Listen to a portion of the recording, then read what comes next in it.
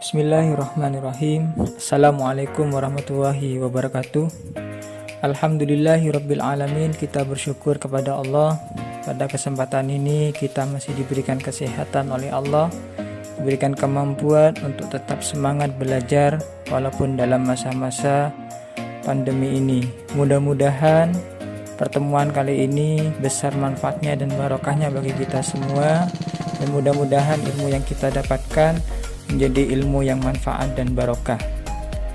Pada kesempatan ini kita akan membahas materi terkait dengan sejarah kebudayaan Islam, yaitu perkembangan kebudayaan atau peradaban Islam pada masa Daulah Abbasiyah.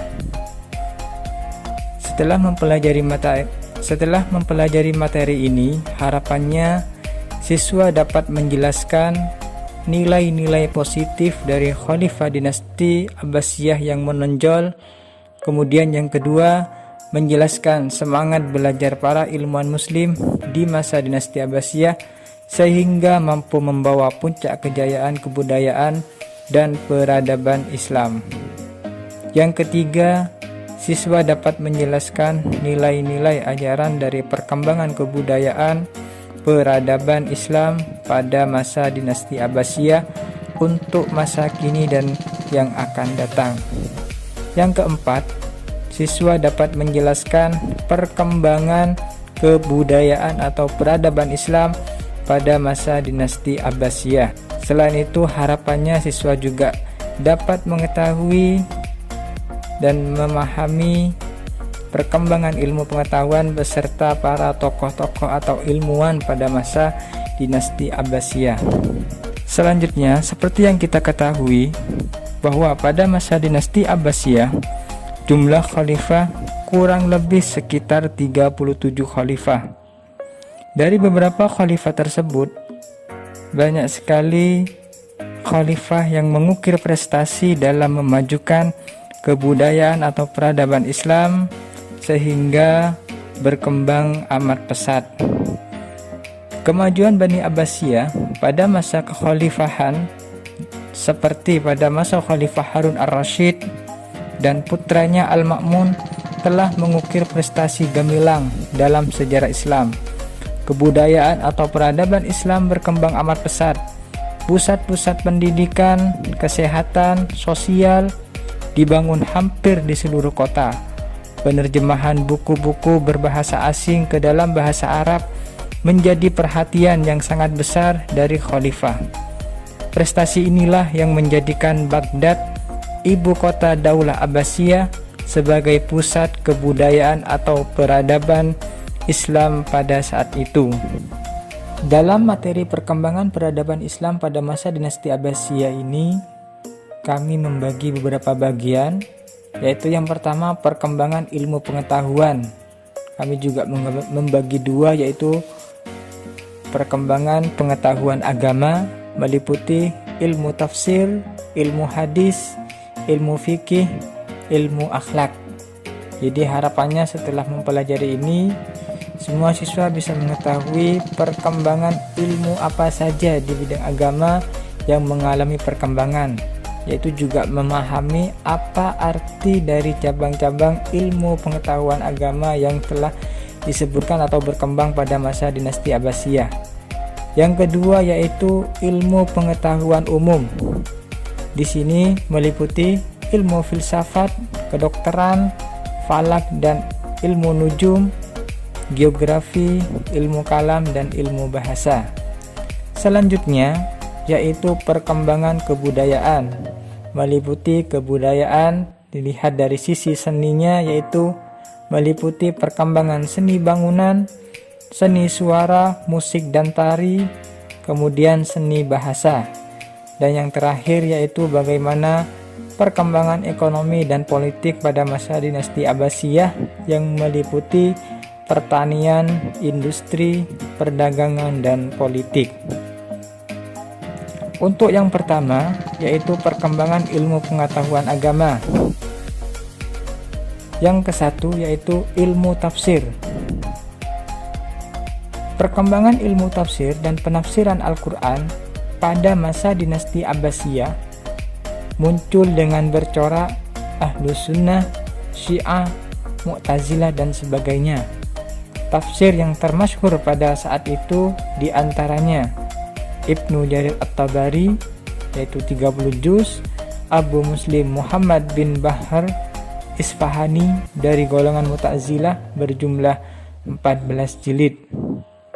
Di antara beberapa metode penafsiran Al-Quran yaitu meliputi yang pertama, tafsir bil maksur, yaitu metode penafsiran oleh sekelompok mufassir dengan cara memberi penafsiran Al-Quran dengan hadis dan penjelasan para sahabat.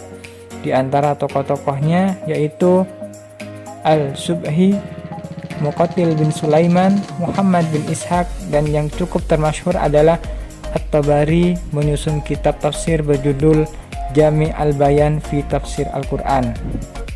Yang kedua, tafsir bir-ra'yi, yaitu penafsiran berdasarkan ijtihad atau metode rasional, yaitu akan lebih banyak daripada hadis.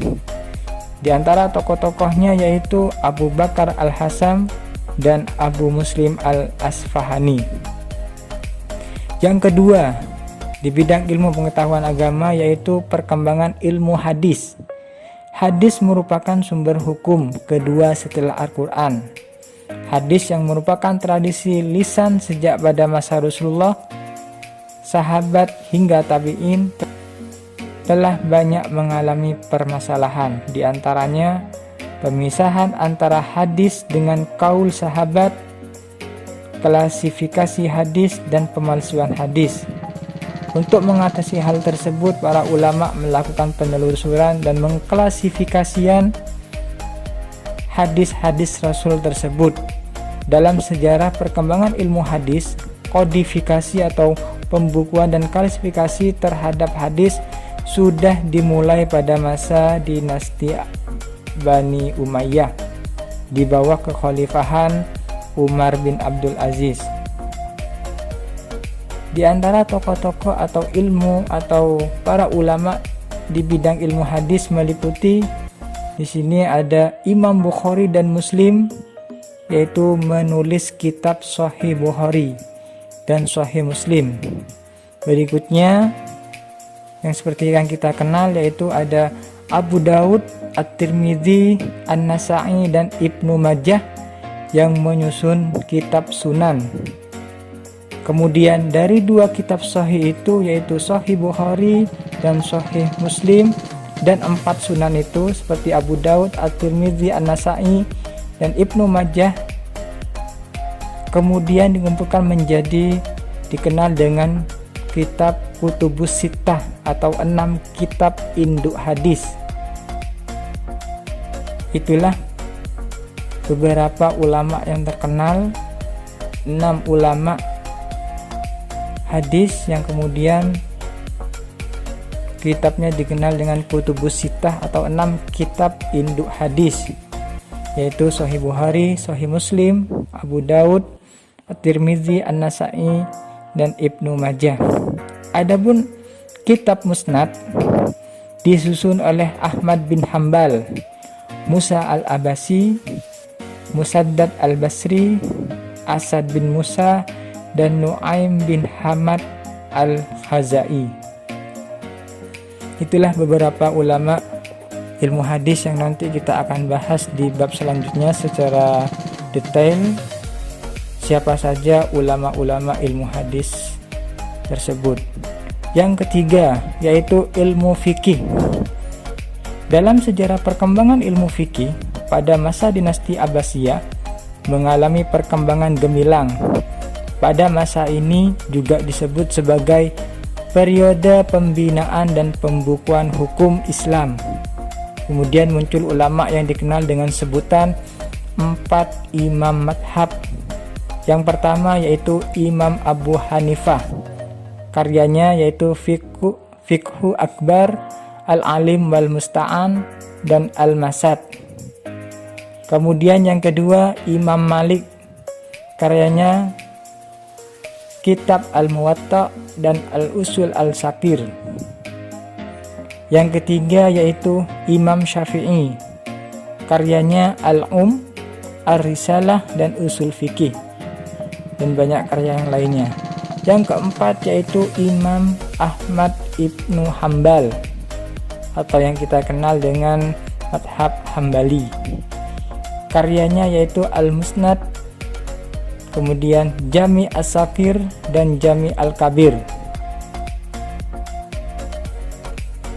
Fuqaha atau ahli fikih dibagi menjadi dua golongan, yaitu ahli al-hadis. Al-hadis yaitu golongan yang menyandarkan kepada hadis dalam mengambil hukum atau istinbat al-hukum. Yang kedua yaitu ahlu al-ra'yi, adalah menggunakan akal dalam mengambil hukum. Tokohnya adalah Imam Abu Hanifah. Itulah beberapa tokoh atau ulama ilmu fikih pada masa dinasti Abbasiyah yang kita kenal sampai saat ini. Kemudian yang keempat yaitu ilmu akhlak. Jadi pada masa dinasti Abbasiyah ilmu akhlak juga sangat dikenal dan berkembang dengan pesat. Ilmu akhlak adalah ilmu yang mempelajari tentang tata cara bersikap dalam kehidupan sehari-hari. Tokoh ilmuwan muslim di bidang akhlak yang paling terkenal adalah Imam Ghazali.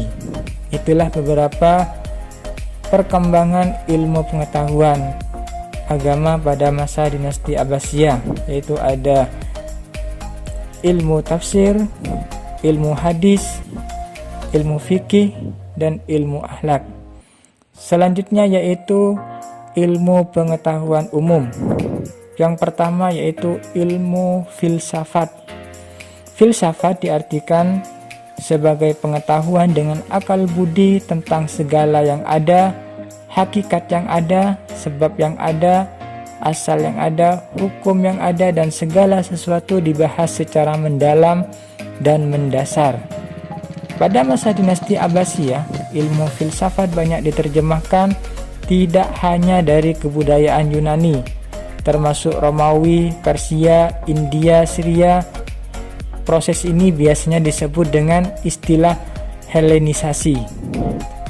Penerjemahan yang dilakukan dengan mengadakan perubahan serta perbaikan sesuai ajaran Islam, sehingga muncullah yang dinamakan ilmu filsafat Islam.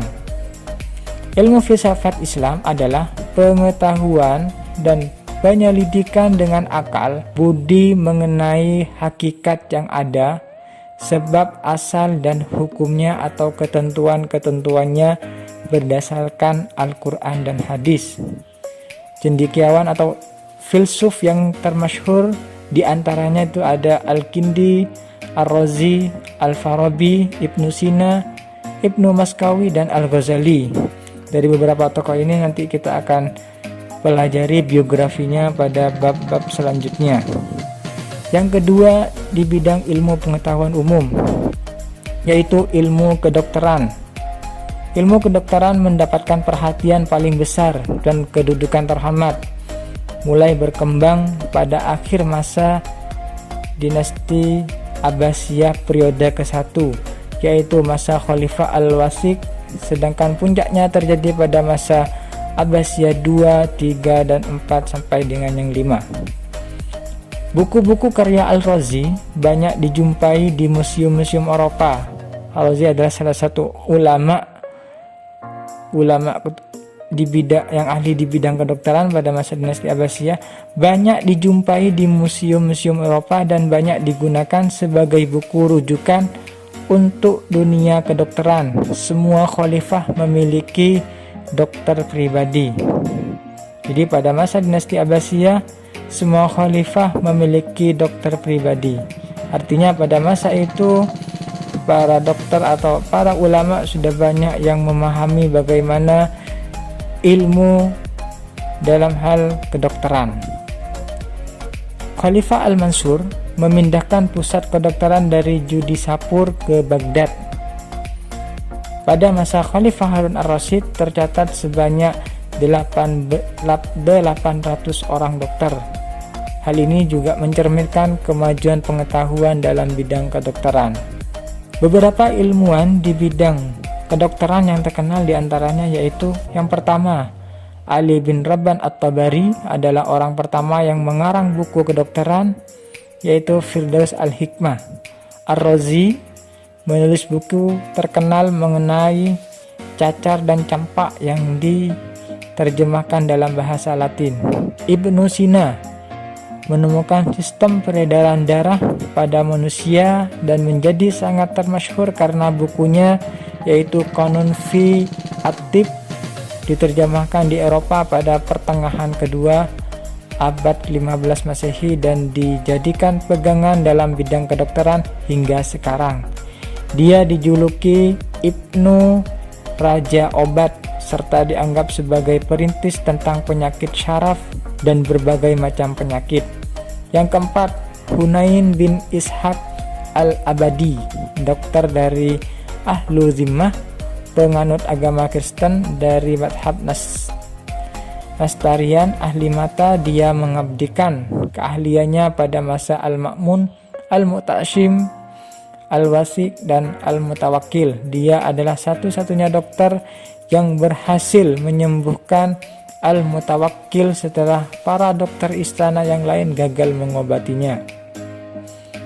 Kemudian yang ketiga, ilmu pengetahuan umum, ilmu falak dan ilmu nujum atau perbintangan, atau yang kita kenal sebagai ilmu astronomi. Ilmu astronomi dalam Islam disebut ilmu falak, yaitu ilmu yang mempelajari benda-benda langit seperti matahari, bulan, bintang, dan planet-planet lainnya. Ilmu ini ditemukan sekitar 3000 tahun sebelum Masehi di Babilonia. Di antara para sarjana ilmu falak dan ilmu perbintangan yang termasyhur sebagai berikut: ilmu Ma'syar al-Falaki, karyanya Isbatul Ulum dan Hayatul Falak. Yang kedua, Jabir al-Batani, seorang pencipta alat teropong bintang pertama kali, karyanya Kitabul Ma'arifati Matla'il Buruj Baina Al-Ba'il Falak. Yang ketiga, Abu Raihan Bairuni. Kemudian yang keempat, Ali bin Isa al-Usturlabi. Yang kelima, Muhammad bin Musa al-Khawarizmi, yaitu tokoh ilmu falak yang juga ahli dalam bidang matematika. Nasiruddin At-Tusi berhasil membuat tabel pergerakan planet yang akurat. Selanjutnya yang keempat, di bidang ilmu pengetahuan umum yang juga berkembang pada masa dinasti Abbasiyah, yaitu geografi. Dalam tradisi Islam, ilmu bumi tidak bisa dipisahkan dengan astronomi. Ahli bumi pertama dalam sejarah ilmuwan muslim adalah Hisham Al-Kalbi, abad ke-9 Masehi, dengan studinya tentang kawasan Arab. Al-Khawarizmi juga berhasil menulis kitab geografi berjudul Surah Al-Ard, Morfologi Bumi, sebuah koreksi terhadap karya Ptolemeus. Al-Kindi juga menulis sebuah buku bertajuk Keterangan tentang Bumi yang Berpenghuni. Al-Biruni berhasil menemukan radius bumi mencapai 6.339,6 km, di mana dunia barat belum mampu mengukur radius bumi seperti yang dilakukan oleh Al-Biruni. Yang kelima, di bidang ilmu pengetahuan umum yang mulai perkembangan, yaitu ilmu kalam. Ilmu kalam adalah ilmu yang memuat beberapa alasan untuk mempertahankan keimanan agama Islam dengan menggunakan dalil-dalil akli atau pikiran atau akal, serta memuat pula bantahan terhadap orang-orang yang mengingkarinya dan berbeda pandangan dengan pemahaman salaf dan ahli sunnah. Ilmu kalam lahir dan berkembang karena dua faktor, yaitu membela dan membenarkan Islam dengan alat filsafat dan adanya perubahan dalam pendalaman atau pemahaman agama dari pola rasa ke pemikiran dan ilmu. Tokoh yang terkenal dalam ilmu kalam adalah Wasid bin Atha, Abu Huzati al-Alaf, Ad-Dam, Abu Hasan al-Ash'ari, dan Imam Ghazali. Selanjutnya yaitu ilmu pengetahuan umum, ilmu bahasa. Ilmu bahasa tumbuh subur karena bahasa Arab semakin berkembang sehingga memerlukan ilmu bahasa untuk menghindari penyimpangan pemakaian bahasa.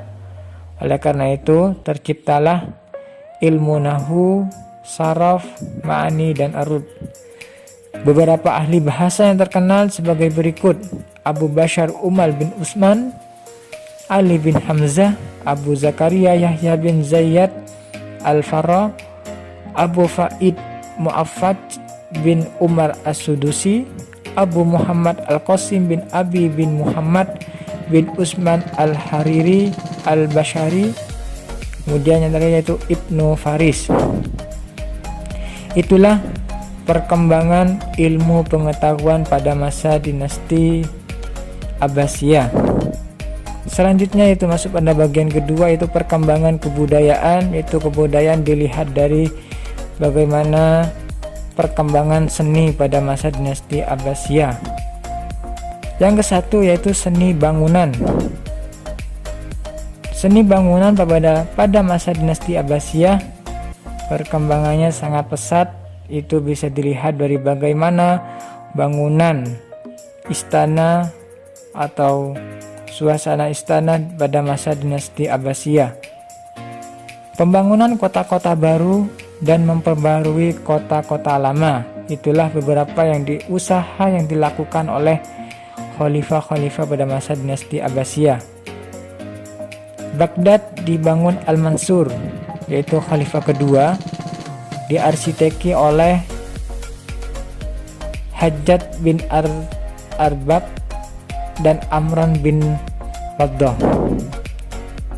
Kemudian yang kita kenal juga di sana ada Samarra, adalah salah satu kota, oleh Khalifah Abu Ishaq Muhammad al-Mu'tasim, yaitu Khalifah ke-8, dijadikan ibu kota negara pada masa Muhammad al-Mu'tasim.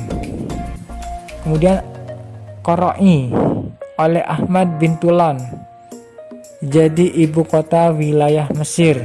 Itulah beberapa kota-kota yang dibangun pada masa kemudian dikembangkan menjadi ibu kota negara, kemudian menjadi ibu kota wilayah dan lain sebagainya pada masa dinasti Abbasiyah. Beberapa bangunan-bangunan pada masa dinasti Abbasiyah, yaitu yang pertama madrasah. Ini merupakan salah satu tempat lembaga pendidikan oleh Nizamul Mulk Kutab, artinya tempat belajar di tingkat rendah. Kemudian ada masjid, tempat ibadah sekaligus tempat belajar tingkat tinggi. Kemudian juga ada yang terkenal dengan majelis munazarah, tempat pertemuan pujangga, seminar, dan lain-lain. Selanjutnya yaitu Baitul Hikmah. Ini merupakan perpustakaan oleh Harun ar-Rasyid, jadi didirikan pada masa Harun ar-Rasyid. Dari beberapa gambaran tersebut menunjukkan bahwa seni bangunan pada masa dinasti Abbasiyah berkembang dengan sangat pesat, dilihat dari kota-kota yang dibangunnya atau dikembangkannya, termasuk dengan bangunan-bangunan atau lembaga-lembaga pendidikan yang ada pada masa dinasti Abbasiyah. Yang kedua, seni rupa. Seni rupa pada masa dinasti Abbasiyah meliputi seni pahat, seni ukir, sulam, dan lukis. Seni pahat terdapat pada dinding istana berupa gambar timbul dari berbagai jenis hewan, manusia, dan lain-lain. Seni ukir terdapat di masjid, istana, gedung, tempat rekreasi, perhiasan, atau di perabot rumah tangga. Seni sulam merupakan kerajinan tangan wanita dan dijadikan sebagai industri rumah tangga. Terdapat pada permadani, surban, jenis pakaian wanita, dan lain-lain. Kemudian yang selanjutnya yaitu seni lukis, ditandai dengan lahirnya pelukis terkenal bernama Abdul Karim Mansur Firdausi tahun 935 sampai dengan 1020, menyusun buku berjudul Syahnama berisi gambar-gambar raja dan pahlawan sehingga bersifat nasional. Hal itu menunjukkan dari beberapa bukti yang ada pada istana, entah itu dari seni ukir, seni sulam, seni lukis dan sebagainya, itu menunjukkan bahwa seni rupa pada masa dinasti Abbasiyah berkembang begitu pesat. Yang ketiga yaitu seni suara, musik, dan tari. Pada masa dinasti Abbasiyah, seni suara, musik, dan tari juga mengalami kemajuan, ditandai dengan munculnya penyanyi terkenal. Kemudian didirikannya sekolah musik, bahkan ada pabrik produksi alat musik dan pertunjukan seni tari. Di antara para pengarang kitab musik adalah sebagai berikut. Yunus bin Sulaiman, pengarang teori musik pertama dalam Islam. Khalid bin Ahmad, mengarang buku-buku teori musik mengenai not dan irama. Ishaq bin Ibrahim al-Mausuli telah berhasil memperbaiki musik jahiliyah dengan sistem baru. Dia mendapat gelar Raja Musik. Hunain bin Ishaq berhasil menerjemahkan buku-buku teori musik karangan Plato dan Aristoteles. Al-Farabi, selain sebagai seorang filosof, ia juga dikenal sebagai seniman dan ahli musik, penemu rebab atau rebek atau biola pertama. Itulah beberapa bukti bahwa pada masa dinasti Abbasiyah, seni suara, musik, dan tari mengalami perkembangan. Yang keempat, perkembangan kebudayaan atau seni bahasa. Pada masa dinasti Abbasiyah bermuncullah sastrawan yang ahli di bidang seni bahasa, baik puisi maupun prosa. Salah satu penyair terkenal pada masa dinasti Abbasiyah yaitu Umar Khayyam. Dalam istilah seni bahasa ini dikenal beberapa istilah, yaitu sastra Arab atau prosa dan syair, terdiri atas kisah atau kisas atau kisah yang artinya cerita. Kemudian amsal, ini artinya peribahasa, dan al-hikam atau kata-kata mutiara, dan juga ada istilah tarikh yang dikenal dengan sejarah atau sirah, yaitu riwayat. Dari beberapa sastrawan tersebut diantaranya Abdullah bin Muqaffa, Abdul Hamid Al-Khatib, Al-Jabid, Ibnu Qutaibah, yaitu sebagai ilmuwan dan sastrawan sangat cerdas dan memiliki pengetahuan luas tentang bahasa kesastraan. Ibnu Abdi Rabib, seorang penyair yang cenderung ke sajak drama. Karya terkenalnya adalah Al-Aqdul Farid. Berikutnya, tokoh penyair terkenal pada masa Bani Abbasiyah, yaitu Abu Nawas, nama aslinya adalah Hasan bin Hani. Abu At-Tabiyat, Abu At-Babiyat, Abu Tamam. Al-Farabi, penemu rebab atau rebek. Biola pertama berasal dari rebek yang telah digunakan oleh musisi Islam sejak abad ke-10 Masehi. Dabal al-Khuzai, aslinya Da'bal bin Ali Razin. Al-Babturi, Abu Ubadat, Walid al-Babturi al-Qutbani. Ibnu Rumi, Abu Hasan Ali bin Abbas al-Matanabbi, Abu Tayyib Ahmad bin Husain al-Kuf, penyair istana yang haus hadiah, pemuja yang paling handal. Al-Mu'arri atau Abu A'la al-Mu'arri.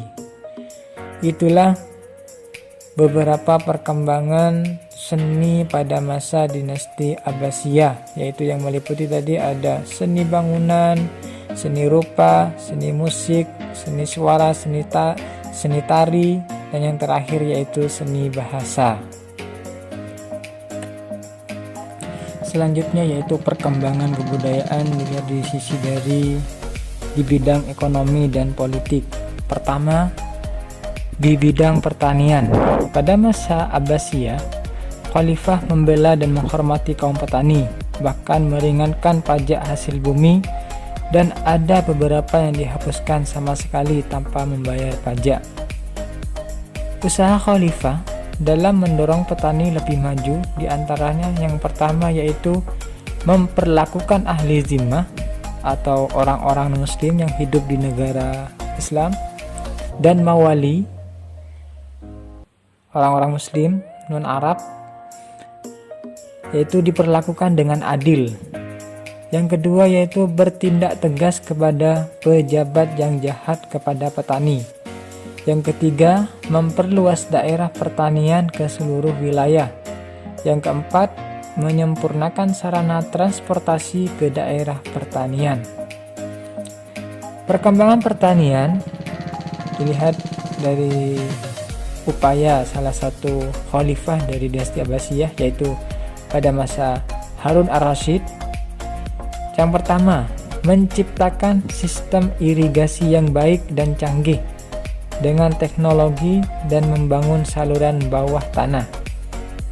Kedua, membangun bendungan dan menggali kanal-kanal sehingga di daerah terdapat irigasi. Yang ketiga, membangun mata air Zubaidah yang dialirkan ke Mekah untuk kepentingan para jamaah haji. Yang kedua, di bidang industri. Di berbagai wilayah kekuasaan Abbasiyah terdapat kegiatan-kegiatan industri, diantaranya industri kain linen di Mesir, sutra di Syria dan Irak, kertas di Samarkand, serta berbagai produk pertanian seperti gandum dari Mesir dan kurma dari Irak. Hasil-hasil industri dan pertanian ini diperdagangkan ke berbagai wilayah kekuasaan Abbasiyah dan negara lain. Industri pertambangan menghasilkan perak, tembaga, seng, dan besi dari tambang-tambang Persia dan Khurasan. Di dekat Beirut terdapat beberapa tambang besi, marmer di Tigris, garam dan kibrit di utara Persia, dan banyak lain sebagainya. Perkembangan industri ini terjadi pada masa Khalifah Harun ar-Rasyid, yaitu Khalifah dinasti Abbasiyah kelima. Selanjutnya, perkembangan di bidang perdagangan. Perkembangan di bidang perdagangan. Dinasti Abbasiyah membangun hubungan dagang dengan berbagai negara. Mereka melakukan perdagangan porselen, keramik, sutra, dan minyak wangi dengan Cina.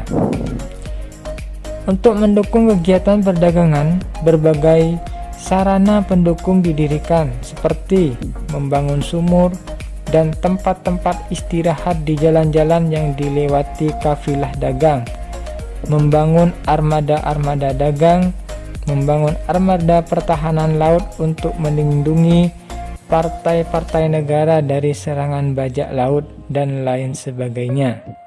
Selanjutnya, yang keempat yaitu di bidang politik.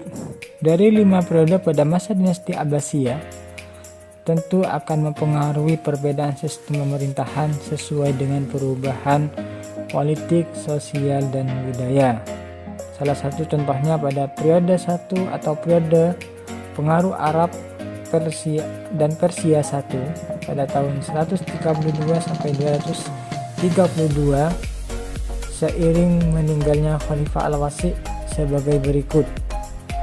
Khalifah dibantu oleh wazir, gubernur, menteri, dan para panglima memegang penuh kekuasaan. Yang kedua, kegiatan politik, sosial, ilmu pengetahuan, dan kebudayaan berpusat di ibu kota negara, Baghdad. Ilmu pengetahuan dijadikan sebagai suatu hal yang sangat penting. Kebebasan berpikir dijunjung tinggi dan diakui sepenuhnya. Para menteri turunan Persia diberi hak yang penuh dalam menjalankan pemerintahan, sehingga mereka memiliki peranan yang penting dalam membina peradaban Islam. Hal itulah dari beberapa contoh atau perkembangan politik pada masa dinasti Abbasiyah pada periode pertama. Tentu juga begitu juga pada periode kedua, sebagaimana dalam pemerintahannya yaitu dipengaruhi oleh Turki pertama, kemudian periode ketiga sebagai periode kekuasaan Bani Buwayhi atau Buwayhiyah, dan disebut juga sebagai periode pengaruh Persia kedua. Selanjutnya yaitu pada periode keempat masa kekuasaan Bani Saljuk di dalam Daulah Abbasiyah, dan periode ini disebut juga sebagai periode Turki kedua. Yang terakhir periode kelima yaitu periode bebas dari pengaruh Bani lain, namun kekuasaannya hanya berjalan efektif